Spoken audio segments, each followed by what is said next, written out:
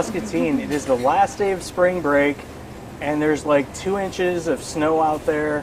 I think I'm going to blame Tony Lokensol for this, scheduling spring break long week. I mean, it's bright out there. It looks like it could or should be spring, but I went to the Y this morning at 5 o'clock with Wyatt, and there was 2 inches of snow on the truck, and it was like 2 degrees with the wind chill. So just stay inside, call it a wash, watch some basketball, even though none of us, myself included, have anything left to watch because Iowa is done and Michigan didn't even make it. So, and Illinois is done. Sorry, Adam White. I know you're in Des Moines. That's gotta hurt. I'm sorry, buddy. No, I'm not. So anyway, enjoy the rest of the tournament. Have a great weekend. Stay inside. Stay warm. And today we have a great set of guests because, as you guys all know, there's always 2 Chris Andersons here, one behind the computer and me, but we have 2 Liz's today.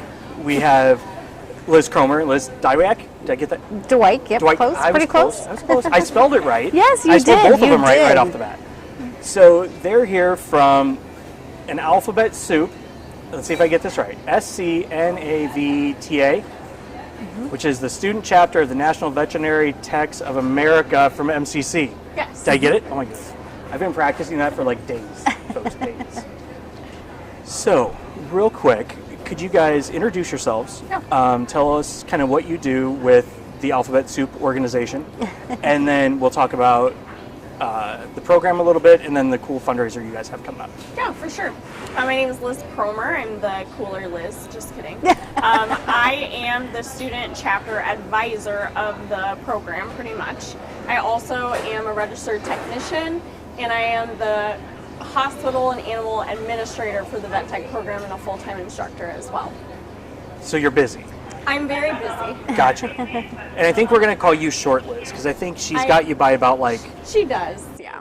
I don't know, I think we both said we were 5 foot tall, but maybe We might be. we're both dreaming. It's Liz's hair. Maybe it is. I Maybe think it is. that's what it is. And I am Liz Dywiak, and I am a first-year student with the program. And I was the newly elected chapter president. So, yeah, just getting into all this and learning what the president does. And Goof off. That's good. it's been a lot of work. We've been busy. We've been so busy. So this basically is like a student organization that kind of sits side by side with the vet tech program. Yeah. And so real quick, what does the vet tech program at MCC look like? Is it a 6-year program? It is a very intense 2-year program. Gotcha. Where they start at the beginning learning just simple stuff like nail trims, baths, really kind of boring things. And then at the very end they get into surgery, anesthesia, some of the pharmacology, learning about all the drugs. It's really fast paced, and Liz will probably tell you, it's very kind of, I keep saying intense because it is intense, and I think that her class is kind of just getting into a semester that they're having fun in. Yes, Maybe. yeah. So is is fun. it like a cohort? Like, do they all start together and go through? Yeah, so we have a new class every fall that comes in. So we have the first year students, and then our second year students that are seniors. So, and they're together all the time. These guys are like, they get annoyed with each other. They love each other. They're like, We're a family. How many are in the vet tech program? So we take in 24 every year. That's our max. But with COVID, we've kind of been down a little bit. Her class has 16, and then our class that's on internship right now has 10. Gotcha. So that's it's a nice size class to have some variety in the students, but it's also not so many that you're a number. I mean, and even at 24 and 24, Right. you're still getting a nice, Yes. focused educational experience. Oh, Yeah. absolutely. Yeah. So, Liz, what made you decide to go into the vet tech program? Well, I grew up on a farm, and I've always loved animals, and I've always been working with animals, and I've seen the not so pretty side, and I've helped animals, and it's just always something I've wanted to do. So I finally, as a non-traditional student, took the leap to go back to school, and decided to. So now, have either of you learned the specialty of like mob fixing? Because like in almost every TV show you see, when the mob guys or the bad guys get in trouble and they get hurt, they always go to the vets and the vet techs to get fixed. Like, do you guys have like a class in that, or So my is that dad just like has you just joked wing it? about that yeah, I'll be his new nurse to, yeah, because Yeah, I think that's. yeah, he's a farmer, so yeah. She's like, oh my God, no, please no, please don't let I them will think not- FCC not be does doing that. mob doctoring. It is kind of an interesting concept, though. Let's just change the subject before I get everybody in trouble. No, I think I just watched an episode of FBI where that happened like a week or two ago. So. Okay, so what all do you guys do to support the students? I know, like, I've seen 100% of the fundraiser stuff basically stays here local to support the students. What does that support look like for the SCNAVTA? So all of our students that are members of SCNAVTA, really it's just kind of an organization for us to keep each other together, kind of. It kind of brings us all together as the students, and me with them as well. I also think that SCNAVTA, they have different scholarship opportunities. We do a lot of these fundraisers so we can take them to different places where they could get more education just outside of the classroom. Sometimes they learn a little bit differently there. And we just do a lot of fun stuff together. They used to do, and COVID kind of messed some of stuff up, imagine that. They used to do like de-stress fests with each other, lots of really fun things. So we don't just do fundraisers. That? They have de-stress fests. So like when we're coming to finals and... So they'll do like, yeah, we've done like gingerbread houses, which was really a mess and fun, interesting. They've also done different kinds of like, in December they'll do painting of like ornaments and stuff too. Okay. So some of that fundraising money goes to fun stuff like that. And hopefully, I haven't talked to Liz about it, but I'm kind of interested in looking at some different behind-the-scenes zoo visits for the students too, which I think would be fun. So, yeah, I think that would be really fun too. Yeah, that'd be awesome. Yeah. So, speaking of fundraisers, almost like a perfect segue into what we're really here to talk about, right? Yeah. So, you guys have a fundraiser coming up. It's a dog wash, right? Mm-hmm. Kind of like a car wash, but for your dogs. Yes. Okay. Tell me a little bit about when it's going to be and what people need to do to participate.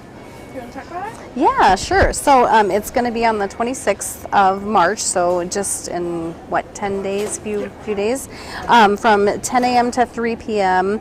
at the Canine Activity Center that's at the Muscatine Humane Society. Gotcha. There's a pole building off to the side from the actual Humane Society. Yep. So like when you pull into the Humane Society, it's kind of like off to the right. To the right, yep, yeah. The newer building. Yeah. Yeah, that's where, and you go in there for like dog training classes and stuff with the Humane Society. There are recommended donation amounts that we do ask for. Do you want to go over all those? Or? Sure, absolutely. Okay, so for a bath and blow dry, we will give them a blowout hairdo. The large dogs being greater than 50 pounds, we ask for a $30 donation. Medium dogs we consider 20 to 50 pounds, and that's $25. And small dogs less than 20 pounds are $20. Gotcha. You can also add on a nail trimmer, ear cleaning with a bath for $10, or if that's all you want to get done, that would be $15. Gotcha. Yeah. Multiple dog discount? I can bring you 2 little nippers. And I think a lot of people are always like, recommended donation. What does that mean, right? It's just kind of the prices we've had for actually a while.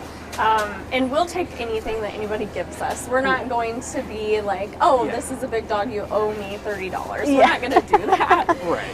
Because it is just a donation thing. So whatever anybody is willing to give for a donation is perfectly fine. And I think the community's more than they're super that's not supportive of bad us. for that. And I yeah. can tell you right now, so we've got 2 little shorties, like 15, 17 pounds-ish. Aww. No, not aw. No, no, they are, but they're hyper. We love everything, even the crazy. Yeah, and they're great dogs, but give them a bath. I'm thinking, okay, how do you guys trim their nails? What do you mean? Well, we're trained to... No, like, do you clip them? Do you Dremel them? Do you... Because I had to start Dremeling because the clipping was a disaster. I know I probably shouldn't. But. I think for people that just don't trim dogs' nails that often, I think the Dremel is really nice, actually. Yeah. It works pretty well. I mean, once they got used to it, you know, because we do it, I don't know, every 6-8 weeks, I don't know. Yeah. I mean, still not fans, but it's way better than trying to... Yeah, sometimes the sound of like clipping is kind of rough for them, I think, but we'll be using clippers. We don't have a Dremel. I wish we did. We'd definitely use it. But So somebody bring them a Dremel. yeah, someone donate a Dremel. Somebody donate a Dremel. Heck, I might. I think the key to that though is like Liz has worked with us, like, you know, we've always been working on nail trims and those basic skills to get confidence, and confidence is the biggest part of any of those skills. You have to go in confidently. So a lot of people are scared to trim nails, so that's what we're here for. I mean, I don't even remember when I started doing it for ours. We were busy, we didn't get them to the groomer, whatever, and they needed done, so I like tried, and I'm like, this isn't that bad, and that was dumb, and then I'm like doing it again. And I think you're right. I think the confidence, the dogs know. Like They absolutely do. They know, like if they know you're in charge, I think life's probably fine. Unfortunately, mine, I mean, they know I'm in charge theoretically, but they don't like act on it. So, I mean, really, they're Melissa's dogs. Well, but that's another story for another day. So, how long? You guys will be there from 10 to 3. One thing, do people need to schedule an appointment? Do they just stop down? So we don't take appointments. Right. Yep. So you'll just come down, we'll get you a number, and then we'll get you in line. But we have a very efficient process. So the wait time should not be that bad. I would. Yeah. And then one other thing to note that's super important, we do require the proof of current rabies and the DHPP vaccines. December parvo. Yeah, yep. Yeah. And so those are really easy to get from your vet.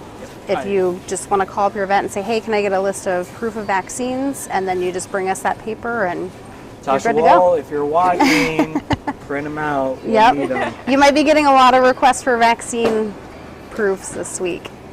So, do you have any idea how many dogs you'll wash?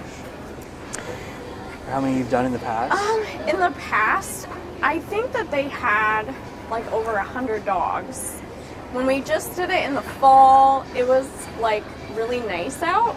Yes, And that was one of the everybody was spending nicest the weekend fall doing days. other things, I think, and we Gotcha. didn't do as well. And it also, I don't know, on a Sunday, sometimes I think people are at church still at some of those times too. So, but we've had dog washes where the students were like, overwhelmed because we were so busy. Well, that would be nice. Yeah. Yes. It's like the good problem nice. to have. Yeah. right? Yes. Yeah. Well, hopefully that's what happens this Sunday. You'll definitely have to check back in and let us know. Definitely get some pictures. because Yeah. I think there's going to be some nice sad-looking dogs and then some crazy-looking dogs. They know how to be dramatic when it Yeah, comes time for a exactly. bath. Yes. And we'll make sure that ours get down there. Yeah, I think we'll make it down, I'm sure. You better. Awesome. So is there anything else that everybody should know about either the vet tech program or the chapter that you can think of? I think that it's just good for people to know why we're doing the fundraisers. We have 2 really big conferences that we go to every year that we take the students to, where they don't have to pay for anything because our fundraising money is going to pay for a hotel. The conference just fees registration to get in. And then sometimes it even pays for their meals while they're there too. Yeah. So, and the school lets us take the vans. They don't have to drive themselves. Usually we're driving to Des Moines for that. So, Yeah. lots of really good things for them to learn at these conferences so we could keep making money, getting donations from our fundraisers, and we could keep our students engaged and getting them to those places. That's awesome. And I know, so I went to MCC for my first 2 years, and it's amazing how that experience can help set you up for the rest of your career. Like, just like the people you meet, the relationships you meet, or you make, and having those extra little things that you guys can just do, right? You don't have to worry about all the details. I mean, yeah, you got to raise the money for it, and you got to make that, but the students don't have to worry about, oh, what if I can't afford it, or whatever. They can all just be part of the program. It can just work. and everybody's life is a lot easier because you do a dog wash, right? And it's not like it's just this freebie. It's not like just, hey, give us something. We're willing to work for it. Yeah. You know, and those are the fundraisers I absolutely love, right? Where you can see, the person gets something and they see that the funds are going to something awesome, right? So. And I think with the dog wash, like, it just helps us like hone in on those skills and helps us build confidence in the little like things that we need to build a base. So, yeah. Awesome. And I would just encourage anybody who is thinking about joining the Vet Tech program, like, you will not regret it. The instructors are amazing. You will learn so much. Hey, did you just kiss up on TV? You did, didn't you? You just totally brown-nosed right on TV. Oh my gosh, if you meet Liz and you take her classes, yeah, you'll see. Yeah, she is totally, yeah, she's been a technician, she's been in the field, so she knows what we need to know. Yeah, and you're getting a really good hands-on education. Good job. That was a perfect tee. Like, if this girl doesn't get an A, she already does. She doesn't even need help. No, I do need help. Liz has to talk me off the ledge sometimes. Not like, for my classes. I'm never gonna get this skill down. I don't know what I'm doing. I'm not gonna be able to do it. So yeah. I think and it's just so fun. The dog wash fundraiser is fun to see the students come together. Not only are they kind of bonding with the community, but with me a little bit more, and we get to be outside of the school setting and just have fun. So I hope that lots of people come out and support us and come see our little family, our little Vet Tech family. That's awesome. We'll definitely take some pictures, let us know how it goes. Yes. Thank you for stopping in. Yes, and thank you so much for having us. Before you guys do these, like the next ones, always let us know. Yeah. And we'll make sure that we help you guys get it out. Awesome. yeah, We appreciate you guys. awesome. No problem. Yes, we Thanks a lot. appreciate your support so much. Well, Muscatine, go enjoy the last couple days of spring break, if we're still calling it that. Winter break. Winter break, yeah. Winter break part 2. And if you need some juice, swing into Starbucks, get their spring break refresher, that orange pink crazy thing that I had yesterday. that sounds good. Super awesome. Have a good weekend, everybody. We'll see you on Monday.